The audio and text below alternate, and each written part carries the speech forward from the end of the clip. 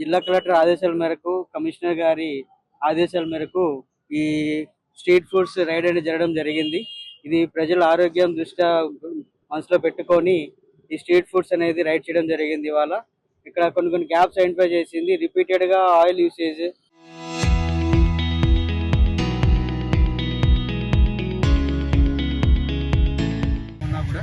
And repeated గా వాళ్ళకి ఇలా జరిగితే నెక్స్ట్ టైం కూడా ఇలా జరిగితే మనకి క్లోజ్ చేయడం జరుగుతుంది కూడా ఇన్స్ట్రక్షన్ ఒక చిన్న ఆదేశం జరిగింది. దీని ప్రకారంగా మనము ఏంటంటే ప్రతి ఒక్క నెల్లూరు కార్పొరేషన్ పరిధిలో ఉన్న ప్రతి హోటల్కి కానీ మనకు సందేశం ఇవ్వడం జరుగుతుంది.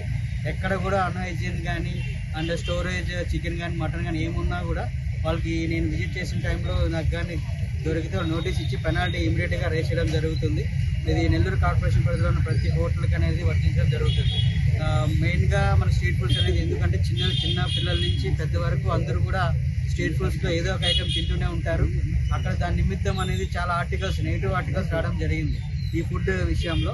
అండ్ మన నెల్లూరు కార్పొరేషన్ ప్రజలు, మన నెల్లూరు ప్రజలు అందరూ కూడా ఫుడ్ విషయంలో ఎలాంటి ఇబ్బందులు రాకూడదు ఉద్దేశంతో ముందుగానే నేను ఈ స్ట్రీట్ ఫుడ్స్లో మన భాగంగా విజిట్ చేయడం జరుగుతుంది. ఇక్కడ అన్ని సూచనల మేరకు కొన్ని ఇన్స్ట్రక్షన్ ఇవ్వడం జరిగింది. అందరికి కూడా ఒక 1 వీక్ టైం ఇవ్వడం జరుగుతుంది. ఆ 1 వీక్లో కూడా మనం ఏం క్యాంప్ ఐడెంటిఫై చేశామో అవన్నీ కూడా వాళ్ళు రెక్టిఫై చేసుకొని మళ్ళీ నేను రిపీటెడ్గా ఇన్స్పెక్ట్ చేయడం జరుగుతుంది. అప్పుడు కూడా ఇలాగే ఉంటే వాళ్ళకి ట్రేడ్ లైసెన్స్ అనేది క్యాన్సిల్ చేయడం జరుగుతుంది. అలాగే వాళ్ళు ఇంకోసారి రిపీట్గా చేస్తే వాళ్ళు ఈ షాప్స్ అనేది సీజ్ చేయడం జరుగుతుంది, క్లోజ్ చేయడం జరుగుతుంది. ఇప్పుడు ఎంత ఫైన్ వేశారు, ఎన్ని కేసులు? మొత్తం మనకి ఇప్పుడు ఒక 40,000 దాకా ఫైన్ వేయడం జరిగిందండి. ఓన్లీ స్ట్రీట్ ఫుడ్సే. అందరికీ నోటీస్ ఇచ్చి పెనాల్టీ అనేది వేయడం జరిగింది. సార్, నిల్వ ఉన్న పదార్థాలు ఏం చేస్తున్నారు సార్? ఇప్పుడు మీరు మన నిల్వ ఉన్న పదార్థాన్ని మొత్తం తీసుకొచ్చి డిస్కార్డ్ చేయడం జరుగుతుంది.